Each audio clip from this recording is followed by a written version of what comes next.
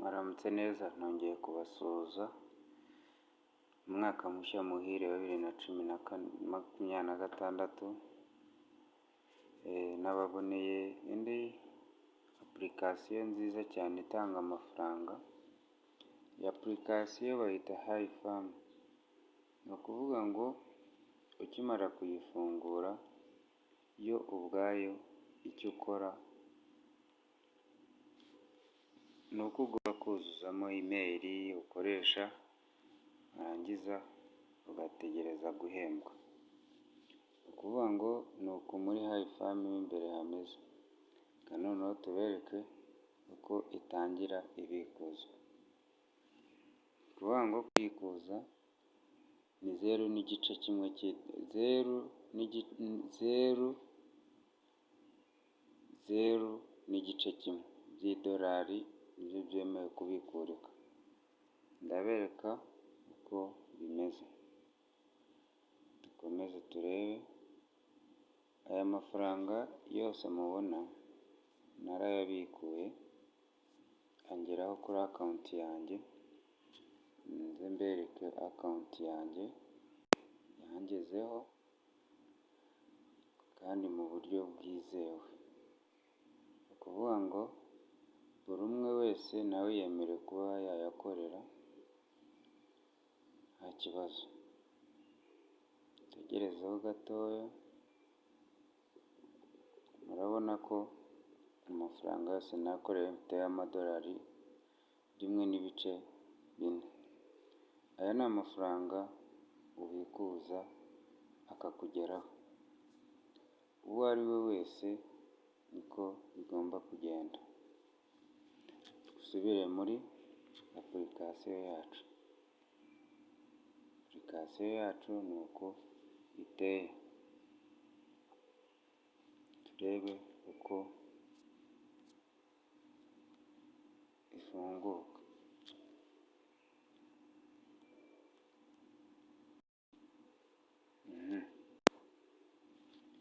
Turebe uko ifunguka, nta bigoranye. Tugiye kureba uburyo ikoramo. Ukimara kugeramo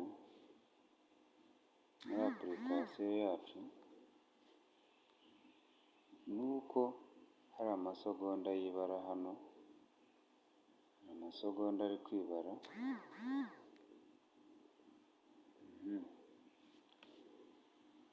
Aya masegonda iyo arangiye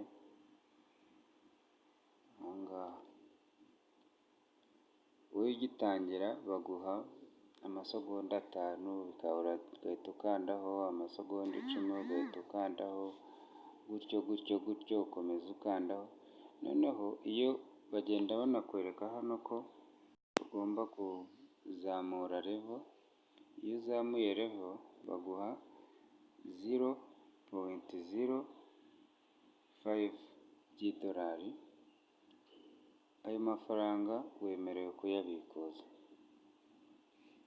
nta nteguza, nta ngorane. Ni ukuvuga ngo hari ahandi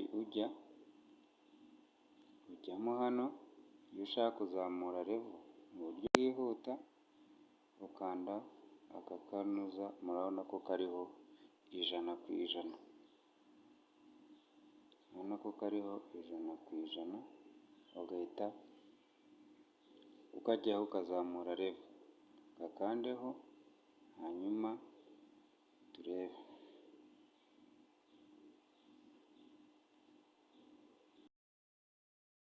Tegerezeho gato.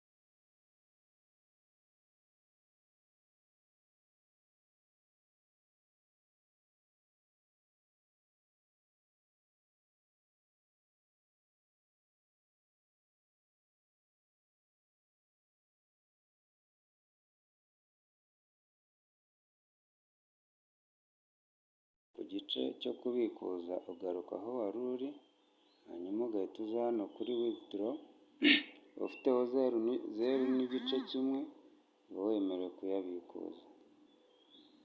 Ndizera ko muri kubibona, muri kubibona rwose neza.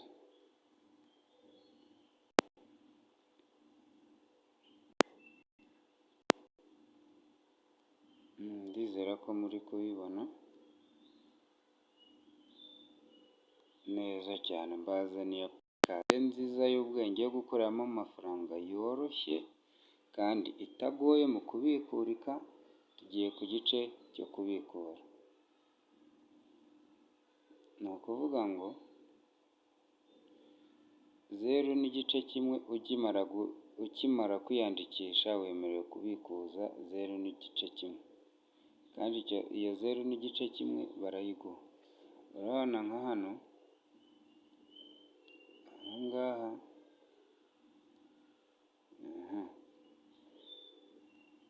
turi kureba aha ngaha, nemerewe ngurije amadolari 10 nabikuza iyi zeru n'igice kimwe, ntakibikuza nanone iminsi 30.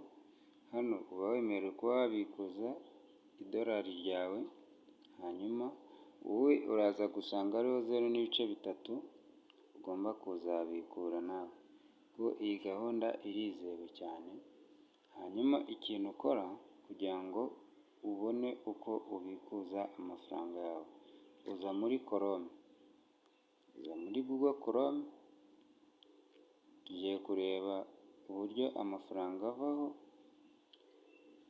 kugira ngo ubone uko ufungura bank account yawe.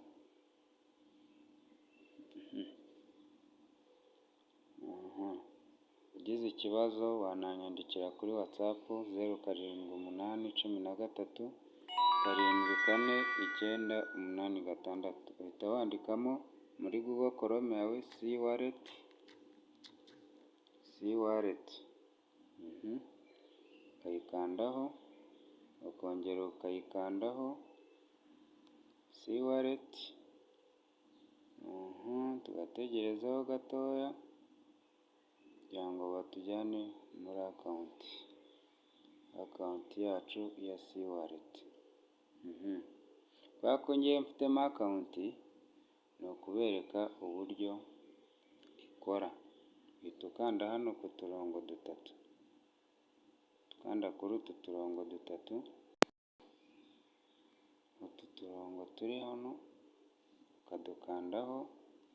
Umara kudukandaho, icyo ukora ukanda sign up, ukiyandikisha. Ariko ngiye mfitemo akawunti, wowe urakanda sign up. Gukanda sign up,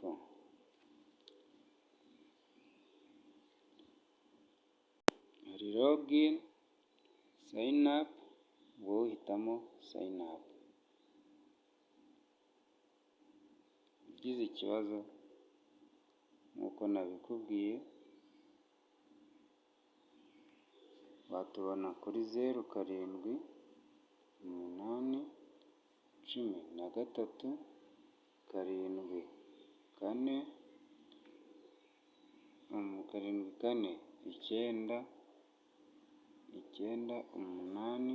078374948986.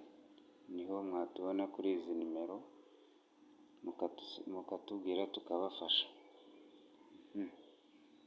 Dukore log out muri iyi akawunti yacu kugira ngo tubereke uko mutangira gukora akawunti muri C-Wallet kugira ngo ubone uko ubikuza ariya madolari yawe.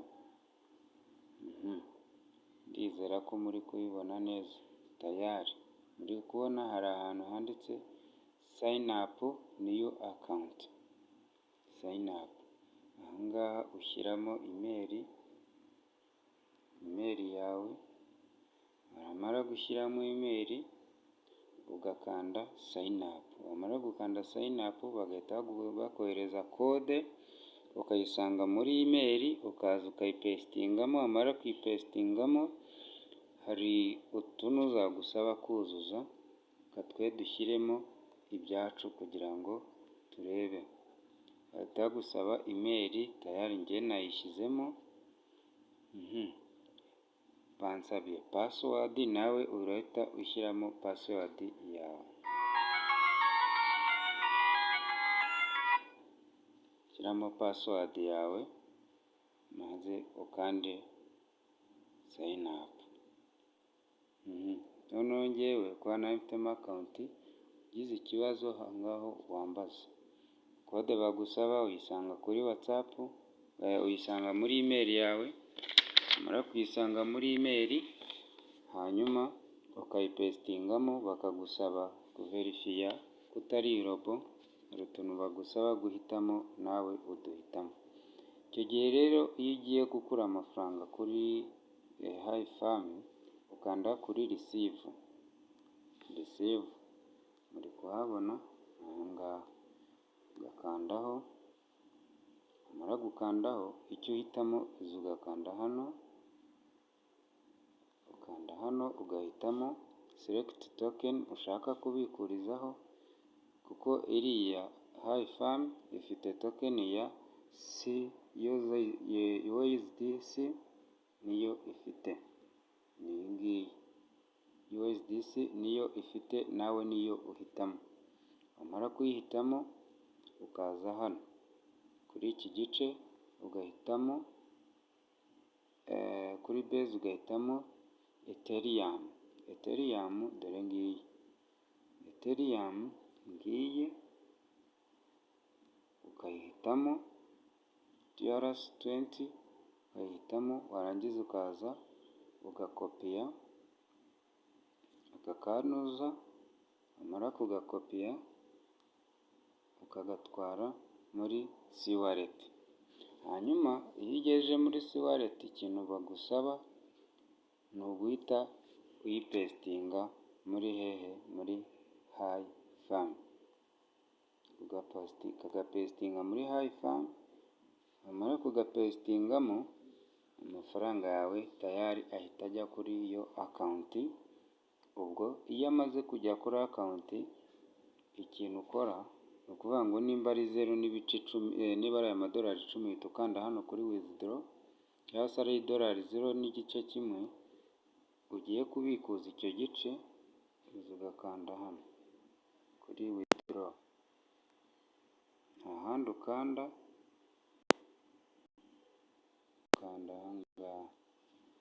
Ndizera ko mubibonye, upesitingamo ya wallet baguhaye, hanyuma amafaranga agahita agenda ako kanya direct akajya kuri akawunti. Iyo ageze kuri akawunti niho umbonera, ukambwira ko wayabonye. Wamara kuyabona ugahita unyandikira kuri WhatsApp, ukanyandikira kuri WhatsApp, nanjye nkaba nagufasha